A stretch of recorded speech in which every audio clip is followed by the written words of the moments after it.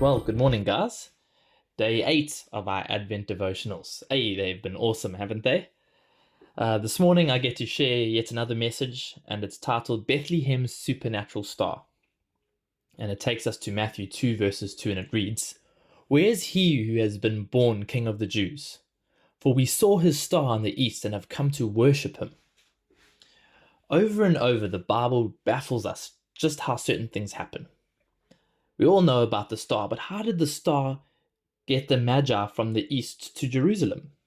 The Bible doesn't say. It doesn't say that it led them there or it went before them. It only says that they saw a star in the east, as we read in verse 2, and that they came to Jerusalem.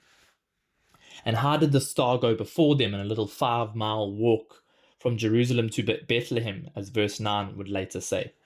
And how did the star stand over the place where the child was? The answer is simple. We just don't know. Now, I love that God uses a star here. Listen to what some people have to say about what a star symbolizes. A star is a beacon of hope, a shining light that guides the way. A star is a symbol of positivity or happiness. A star is a sign of renewal. These are all great, and these are all possible reasons that God used the star here. And there are numerous other efforts to explain in terms of planets aligning or comets or supernovas or miraculous lights, but the truth is, and I'll say it again, we just don't know. So I want to remind you not to become preoccupied with trying to figure out God. In fact, you never will. It says in Isaiah 55, "For my thoughts are not your thoughts, and my ways are not your ways."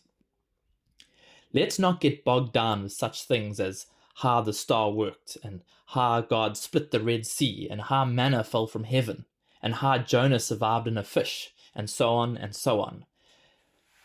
These just make you lose sight of what's actually important. Let's rather focus on the great central things of the gospel: the holiness of God, the ugliness of sin, the helplessness of man, the death of Christ, justification by faith alone, the sanctifying work of the Spirit, the glory of Christ's return, and the final day of judgment. But what is obvious concerning this matter of the star is that it's doing something that it cannot do on its own.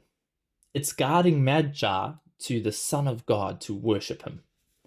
There's only one person in biblical thinking that can be behind such intentionality in the stars: God himself. So the lesson is plain here. God is guiding the wise men, foreigners, to Christ to worship him. Luke shows God influencing the entire Roman Empire so that the census comes at the exact time to get a virgin to Bethlehem to fulfill the prophecy with her delivery. And here, Matthew shows God influencing the stars in the sky to get foreign magi to Bethlehem so that they can worship him. This is God's design. It's his plan. He did it then, and he's still doing it now. In Matthew 24, verses 14, we read, "And the good news about the kingdom will be preached throughout the world, so that all nations will hear it, and then the end will come." This is God's plan. His aim is that the nations, all the nations, as Tess mentioned yesterday, will worship his Son, Jesus Christ. Amen. Well, I trust you guys have a great day, and we'll see you again tomorrow.